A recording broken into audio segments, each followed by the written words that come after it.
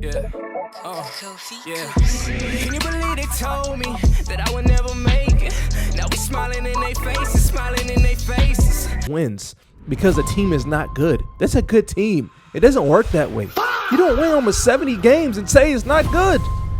This is one Antoine Jameson the season before joining the Cleveland Cavaliers. 22 points a game, 9 rebounds, 2 assists, 81 games. He's durable. He can be there for the squad. He's not hurt.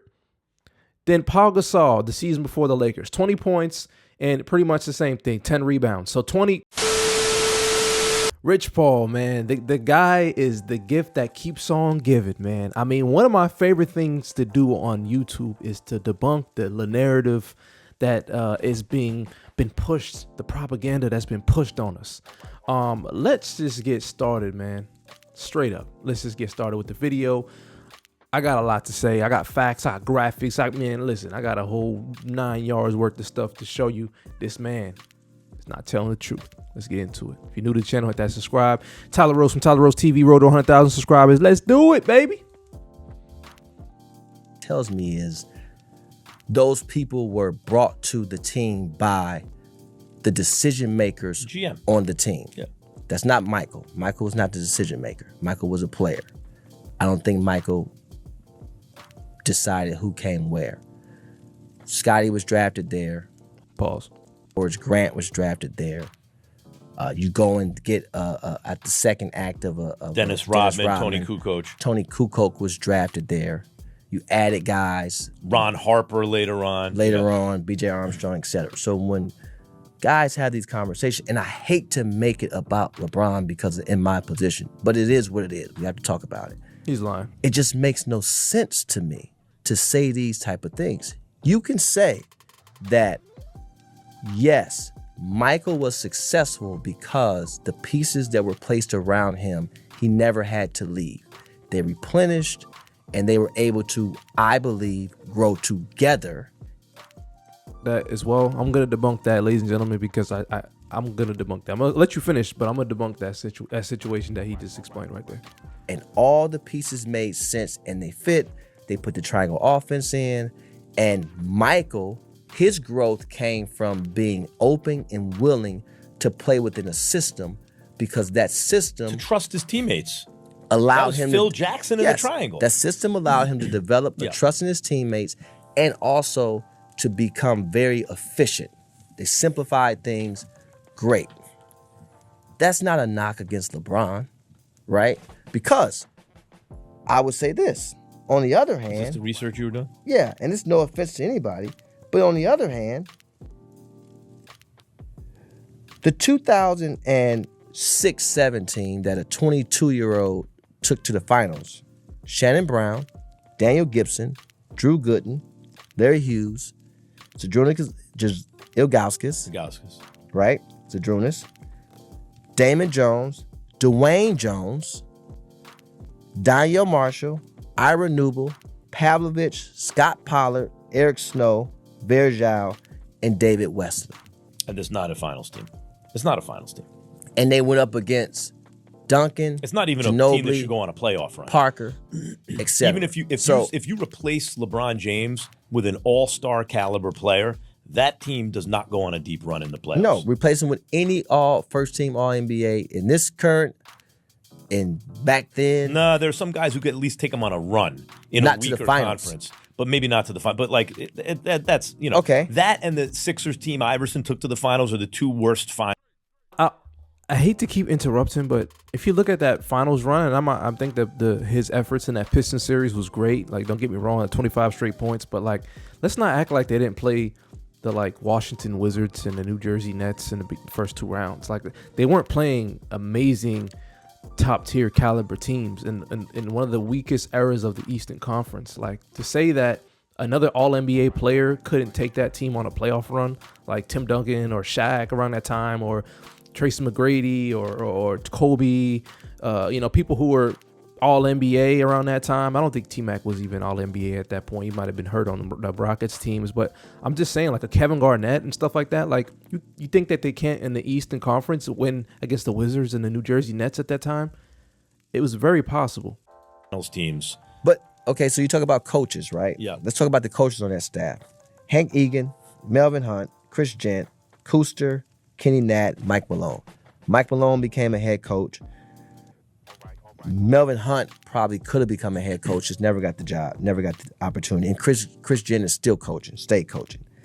Now, let's go to the this is I think it's a 2009 team.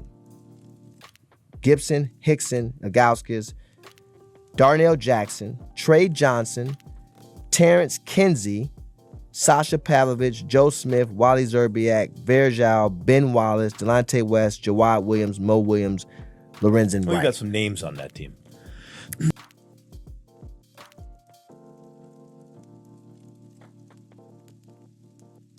You guys. This is that 2019, right? 66, almost 70 wins. 39-2 at home. First in net rating, fourth in offensive rating, third in defensive rating, third in made threes, second in three-point percentage, fourth in true shooting percentage, 5 players that were 38% from three. That is not a team that they built around LeBron, three-point shooting and defense. The problem with LeBron is he can't have his cake and eat it too. Meaning, if your team had a better record than the Lakers that won the championship, and you were in the Eastern Conference, and you were favored against that Orlando team, LeBron's team was favored to beat Orlando in that 2009 NBA playoffs. You're telling me that team is not good because LeBron failed, or because the team is not good? Because anytime you build a team around a player and you know what his weaknesses are and you know what he needs around him, because he refuses to play in a system and he wants to be the system, they built a perfect team. All-star Mo Williams, shooter, all these shooters, like top in any type of percentage. But the problem is he failed. And since he failed, we're going to make an excuse as to why he failed and not look at the truth. And the truth is they did build around LeBron to win, and they did. You don't win that many games and say the team is not good. You don't win 66 wins because the team is not good. That's a good team. It doesn't work that way. You don't win almost 70 games and say it's not good. All right, I'm sorry. Let me get back to the video, all right? Mo Williams became an all-star, right? Yep. You As a rattled second-round off pick. 4, 5, 6 names there that were on championship teams at one point, or else were all-stars, or else were very good players. Yeah, but not on this team. Right, not in the moment. They wasn't. had. These guys wasn't in their prime. Ben Wallace Look, wasn't this in is his the thing prime. I'll say about what Stark said, Rich. No, but wait. Before you Yeah. say it, let me finish. And then obviously the 2010 team, there was Shaq, who was at the end of his career, Antoine Jameson, Cedric Jackson. Let me bring up a graphic for you guys real quick. Told you I came prepared. Putting belt to ass. This is one Antoine Jameson the season before joining the Cleveland Cavaliers. 22 points a game, 9 rebounds, 2 assists, 81 games. He's durable. He can be there for the squad. He's not hurt. Then Paul Gasol the season before the Lakers. 20 points and pretty much the same thing, 10 rebounds. So 20 and 10 guys. You bring this guy, Paul Gasol, to the LA Lakers. They go to the NBA Finals. The season before, they lost in the first round. You bring this guy, they go to the NBA Finals. A guy that didn't shake up the league. Nobody said when Paul Gasol went to the Lakers, oh man, they're going to the NBA Finals and they might win. Nobody thought that the Lakers were going to beat the Spurs because the Spurs just won a championship, beating the LeBron James team where he shot 30-something% from the field because they exposed his jump shot. So you're telling me a guy like Kobe can bring in a guy into a system because he's actually allowing to work and play in a triangle system to win games. He allows a guy like Paul Gasol to come in, and he can bring Paul Gasol, who has a similar talent level to Antoine Jameson. If not, Antoine Jameson is probably more skilled and is a better scorer. He had like 50-point games and everything. I mean, you go to the Cavs, man, and they're not putting pieces around you. They're not going to put pieces around you. You're telling me these guys aren't compatible? These guys aren't like on the same stratosphere? They are. They very much are. Let me get back to the clip. Darnell Jackson again, Danny Green, who was a rookie or whatever. You had Mo, Sebastian Telfair, etc. Leon Poe. The point I'm making is when you have these guys go on these shows and say things, they haven't done the work. So now you talk about he had to go places. So you telling me in life, if I'm in a position to where things aren't getting better and there's a pressure and an expectation on me to actually be better, and I have to be dependent of someone else Who won't trade J.J. Hickson for Amari Stoudemire. making decisions for me that my career is up against. You're telling me to sit there, or is it the right thing to do to go elsewhere? Are you saying go elsewhere where you have to climb this mountain? And what are you talking about? That makes no sense. So going to Miami, I was one person that was against it in the moment, but in hindsight, it was the absolute right thing to do. And you win, right? Because now I get to make the choice. I didn't make the choice to get drafted. I was the number one player. I was drafted by the team with the number one pick. It's up to that team to do certain things. Then coming back, different dynamic. Now I'm better educated. I understand what it means to win. I have different representation. I'm educated differently on the Oh, in other words, Dwayne Wade showed you how to win. Now you going back to Cleveland to try to take the blueprint that D Wade gave you to win. All right, great. I got you. the situation. And yes, what are the bright spots when you're going to look? If I'm going to look for a house and I have kids. I can't stand hearing this dude talk, bro. It's oh my God, it's insufferable to hear this guy talk. Listen, Michael Jordan, right, when Scottie Pippen came, Scottie Pippen wasn't a guy that just came on a team and made an immediate impact. Believe the first playoff series that Scottie Pippen played in, he averaged 7 points. Let's not act like drafting Scottie Pippen immediately became an All-NBA defensive player, an All-NBA first-team player. No, he developed. He got drafted and developed with his draft pieces, right? That's what people continue to do in this day and age. Look at Boston. Tatum and Brown developed, became something. You know, don't act like the teams weren't building around LeBron to win. They did. Don't act like in 2007 that team was trash. It wasn't. They had good pieces. They had good pick and roll guys. They had good defense. They had good 3-point shooting. When it came to those final series in 2007, while the Spurs, yes, I would say they are a better team, LeBron shot terrible. He played terrible. Those games were winnable. A lot of those games were within a few possessions at the end of the game that kind of came down to a missed opportunity. But I want to touch on something else. Rich Paul said Michael Jordan was willing to play in a system.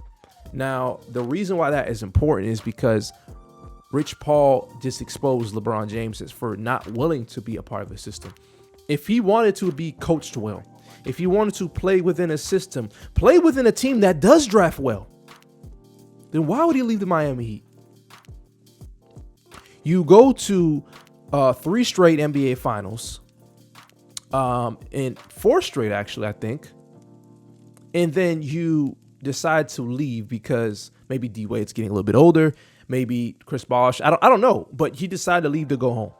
But if you wanted to be coached, if you wanted to be challenged, Pat Riley and Eric Spoelstra was the team to stay on. You've seen that the grass is greener somewhere else. Kyrie's there. They got the first pick with Andrew Wiggins. Man, something's going over there. I want to leave this place. I want to go over here. Why are you going over there? The Heat draft well. The Heat can pick talent. They got Bam. They drafted some good people, man. And then there are a sexy market. Jimmy Butler went there. There was talks of Kevin Durant going there. Let's not act like it's not a sexy market. Nobody wants to go to Cleveland to play there. But guess what? You seen the door open and you took out running. You ran and said, listen, I'm going to go over here. Listen, Michael Jordan's 90s Bulls, right, were good, and they built around the team and they added pieces. And that is exactly what they could have done in Miami. Stop acting like Miami was the worst thing because they lost to the Spurs. Listen, he could have very much stayed with that team. And for him to leave, for him to say, hey, I'm basically building super teams to win, it's never going to be a good part. And no matter which way you excuse it, a great player doesn't run to D Wade. That's like if Michael Jordan ran to Larry Bird and said, "Man, teach me how to win. Teach me how to win. Let me go here because you guys are winning these." Or he ran to Isaiah and the Pistons. Teach me how to win. I can't do it here on my own.